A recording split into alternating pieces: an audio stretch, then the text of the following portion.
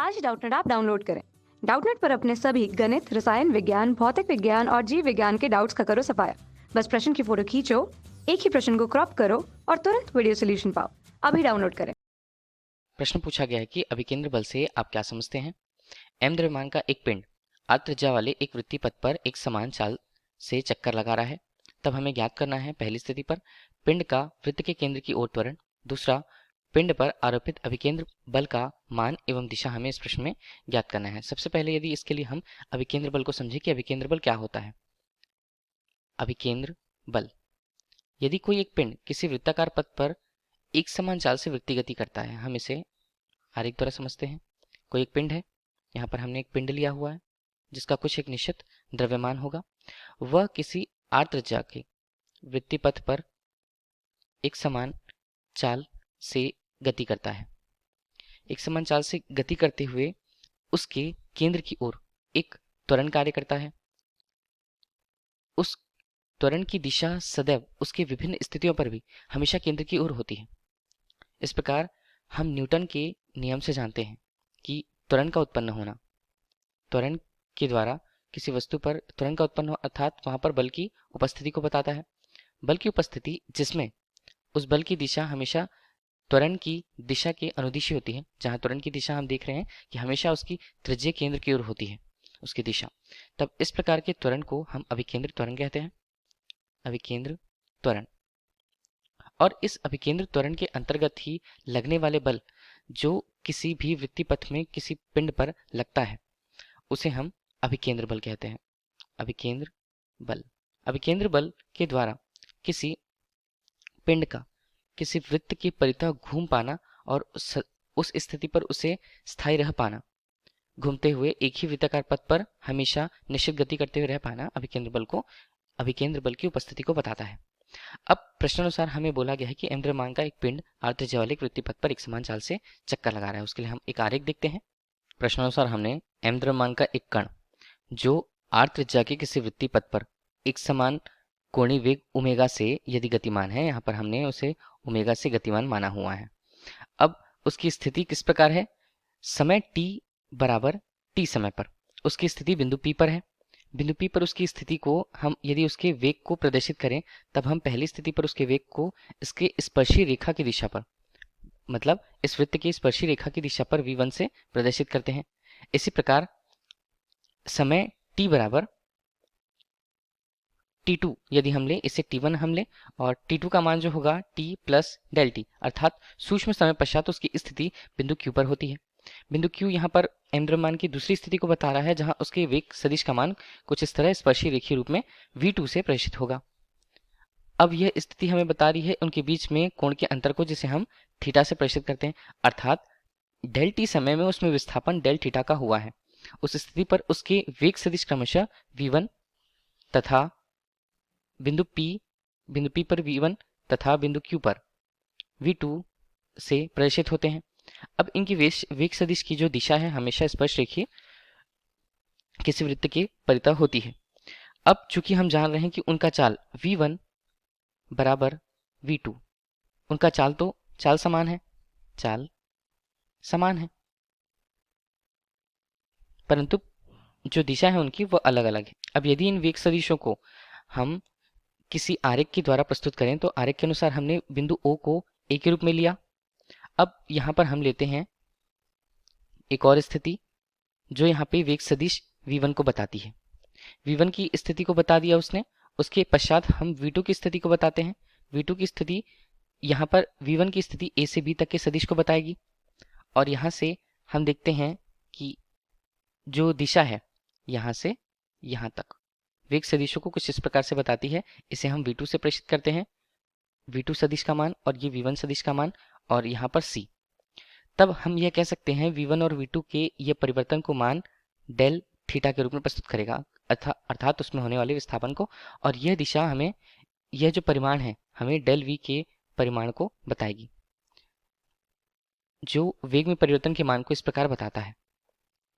अब यदि वेग सदिशों के इस त्रिभुज से हम उसके कोण को देखें, तब हम कोण सी ए बी को क्या कोण बोल सकते हैं, डेल थीटा कोण सी ए बी। इस प्रकार हम डेल वी जो इस पर अंतर है, डेल वी का अंतर, इसे हम v2 के ऋण v1 के सदिशों में, वेग सदिशों में अंतर के रूप से स्पष्ट कर सकते हैं। अब हम जानते हैं कि किसी वृत्तीय पथ के लिए कोण का मान क्या होता है, उसके चाप और त्रिज्या के अनुपात के बराबर होता है। अब यदि हम उस पे चाप की बात करें वेग सदिशों के, अर्थात वेग सदिश इस समीकरण, इस चित्र ए से, इसे हम चित्र ए नाम देते हैं, इससे यदि कोण का मान हमें निकालना है, कोण हमारे लिए कितना, डेल थीटा।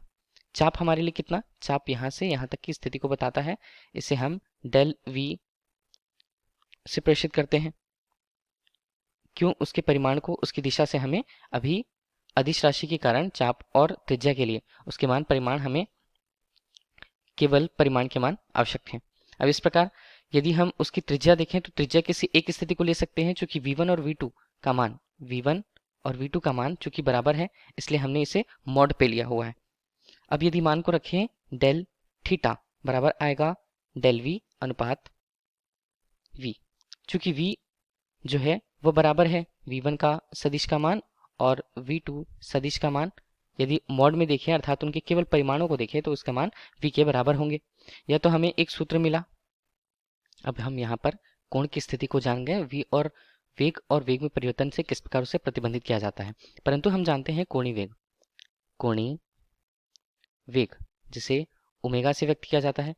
यदि हम उसे ओमेगा से व्यक्त करें तब इसका मान होता है डेल थीटा अनुपात डेल टी, अर्थात विस्थापन में कोणीय परिवर्तन होने वाले समय की दर को ओमेगा कहा जाता है। ओमेगा कोणीय वेग से यदि प्रदर्शित करें तब इसके मान को हम डेल थीटा बराबर क्या लिख सकते हैं, ओमेगा डेल टी। अब इसी मान को यहाँ पर रखें इस समीकरण पर, तो डेल थीटा और डेल थीटा के मान हमारे लिए बराबर होंगे और बराबर होने पर इनके मान को हम ओमेगा डेल टी के अनुसार डेल वी अनुपात वी से प्रस्तुत करते हैं। अब हमने v को इस तरफ ले लिया ओमेगा के साथ और डेल वी अनुपात डेल टी को हम, अब यदि सांतत्य रूप से हम डेल वी अनुपात डेल टी को यहाँ पर लिमिट के रूप में डेल टी के मान चूंकि शून्य के लगभग समान हम मानते हैं अति सूक्ष्म परिवर्तन के लिए, इसे हम डेल वी अनुपात डेल टी लिख सकते हैं। इसी मान को यदि हम यहाँ पर रखें इस समीकरण पे v बराबर, इसे हम डेल वी अनुपात अगर डेल टी करें तब हम जानते हैं वेग में परिवर्तन की दर को हम यदि त्वरण से प्रस्तुत करें तब इसे त्वरण माना जाता है। इस प्रकार इसको हम त्वरण ए से प्रस्तुत कर सकते हैं, अर्थात त्वरण का मान हमारे लिए कोणीय वेग और रेखीय वेग के गुणनफल के बराबर प्राप्त होते हैं कि जो रेखीय वेग होता है वो कोणीय वेग से किस प्रकार संबंधित होता है, ओमेगा गुणा आर से। इसी समीकरण को यदि हम v के सूत्र में रखें तब हमारे पास क्या आएगा, ओमेगा वर्ग गुणा आर। यह हमें त्वरण के मान को स्पष्ट करता है। त्वरण के मान का समीकरण तो एक हुआ, यह दूसरा, इसे एक समीकरण और इसे दूसरा समीकरण हम त्वरण के मान के लिए कहेंगे। अब इस प्रकार यदि हम ओमेगा का मान भी निकालना चाहते हैं तो v अनुपात आर के बराबर होगा। यदि इसे रेखीय वेग की स्थिति पर लिखें त्वरण को हम किस प्रकार लिख सकते हैं, समीकरण एक से देखते हैं, इसका मान होता है v वर्ग अनुपात आर के रूप में। इस प्रकार हमें त्वरण की तीन स्थितियां, तीन संभव मान सूत्र के रूप में प्राप्त हुए। यही त्वरण अभिकेंद्र त्वरण के रूप में किसी वृत्ताकार पथ पर गति करते हुए किसी कण पर स्थित होती है या उससे प्रदर्शित होती है।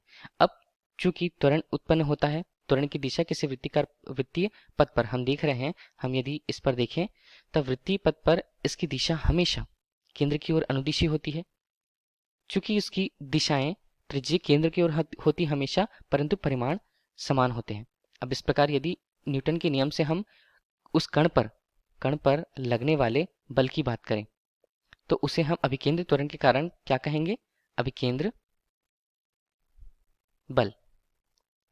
अभिकेंद्र त्वरण की दिशा के अनुदिशी इसकी दिशा जो होगी m गुणा a जो मान होता है उसके बराबर इसकी दिशा होने वाली हमेशा केंद्र के अनुदिश, बल की केंद्र के अनुदिश, इसीलिए इसे हमेशा केंद्र के अनुदिश इसकी दिशा रहने के कारण इसे अभिकेंद्र बल हम कहते हैं, जिसे F बराबर यदि त्वरण के प्रत्येक मानों को हम रखें तब हमें किस प्रकार इसका मान प्राप्त होगा, m। यदि इसे समीकरण ए से देखें, माफ कीजिएगा समीकरण 2 से यदि लिखते हैं एम ओमेगा वर्ग गुणा आर से प्रस्तुत कर सकते हैं अभिकेंद्र त्वरण के सूत्र को।